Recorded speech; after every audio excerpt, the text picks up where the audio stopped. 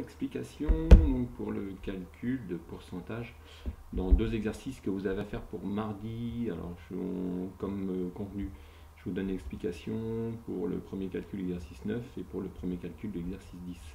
Et normalement, on serait capable avec cette explication de faire la suite de l'exercice 9, de faire la suite du 10 et de faire le 11 et 12.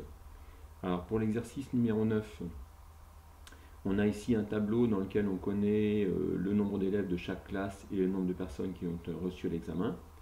Et la question qu'on vous pose, c'est déterminer le pourcentage de reçus par classe. Alors, si je vous montre l'exemple pour la première classe, la classe de TBEP 1, qu'est-ce qu'on a sous les yeux? On a donc le nombre d'élèves de la classe et le nombre de personnes qui ont été reçues.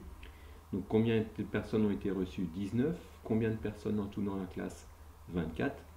Donc pour connaître le pourcentage de personnes reçues, donc 19 divisé par 24 et fois 100 pour l'avoir en pourcentage.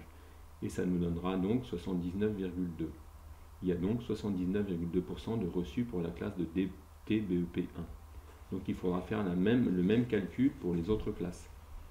Et pour répondre à la dernière question, le pourcentage de réussite au BEP, bien là il faudra bien calculer le nombre total de personnes reçues, le nombre total d'élèves qui ont passé l'examen, et après trouver le bon calcul pour trouver le pourcentage. Explication pour exercice numéro 10.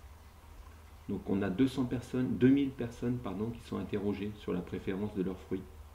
900 préfèrent les pommes. Combien de personnes préfèrent les pommes? 900. Combien de personnes sont interrogées? 2000. Donc 900 divisé par 2000 fois 100, ça nous donne donc le pourcentage de personnes qui préfèrent les pommes. 900 divisé par 2000 fois 100, ça fait bien 45.